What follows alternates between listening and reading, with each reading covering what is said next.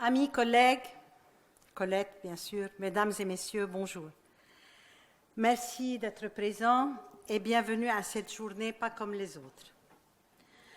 En ce 28 septembre, nous recevons la grande dame de la psychanalyse, Colette Soler, ainsi que des collègues et amis membres de la nouvelle zone qu'elle a réfléchie, la zone plurilingue.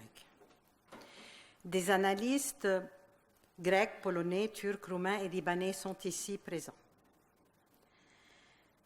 Animeront à mes côtés les interventions Stylianos Moriatis, le représentant de la zone plurilingue auprès de l'International des forums, Patrick Barillot de l'EPFCL, France, Sahar Yaoub et Myrna Chaoubach du Forum du Liban.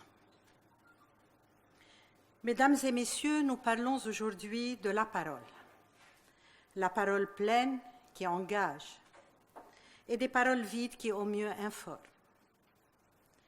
Qu'est-ce qui, en effet, définit l'homme mieux que le logos, le verbe, à la fois parole et raison? En qualifiant l'homme d'animal rationnel, Aristote place le logos du côté de la raison.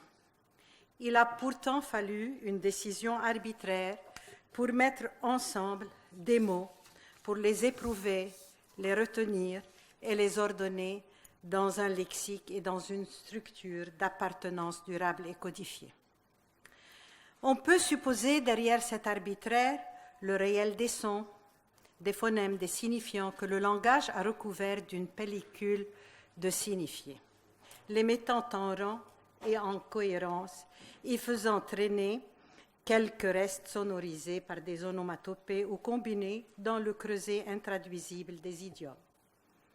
Loin de la raison aristotélicienne, on retrouve aussi des formations constitutives des langues de l'inconscient.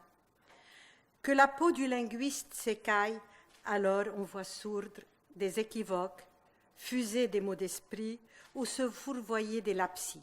On peut y entendre chointer la parole d'avant le langage. Parler est jouissance. Jouissance, c'est la percussion du signifiant dans le corps. Jouissance, c'est l'enfant jouant avec les mots. La parole mène le paraître à dire sa vérité, c'est-à-dire la vérité de son désir. Car le corps souffre d'éloignement et de perte parce qu'il y a été forcé, impacté par le langage. Le trauma fondamental du sujet est cette collusion de l'immatriculation du corps par le sens. Intrusion d'une étrangeté, un Einheimlich pouvant provoquer l'effondrement psychotique. La langue n'est plus que trace inaudible. L'objet agalmatique est perdu. La jouissance se couvre d'un semblant.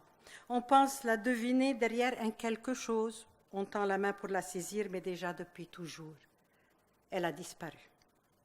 Et l'être reste là, en exil de lui-même, dans une infinie quête du désir, ouvrant une fenêtre sur le réel.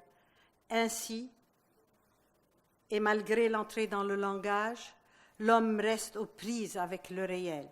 Et dans l'expérience du par-l'être, le trauma rend compte du rien. La part indestructible de l'insens se repère dans le Nachtrailitsch, l'après-coup freudien, que Lacan place au fondement du langage, donnant un temps non linéaire au temps. Parler ne va pas sans entendre. Entendre est événement du dire, insiste Lacan. Entendre, c'est faire partie de ce qui est dit. Dans la cure, où s'emploie le sujet à engager sa parole, cherchant à trouver l'opacité par le sens, il y a toujours ce quelque chose qui résiste, un reste, asémantique, inscrit pourtant dans le sens. Mais dans ce lieu, ce qui s'entend, ce sont les silences de la parole, car tel le vide heideggerien, donnant au vase sa contenance, c'est les silences qui donnent à la parole son entendu. Mesdames et messieurs, la parole héroïne de la journée est aux intervenants. Qu'elle fasse événement. Merci.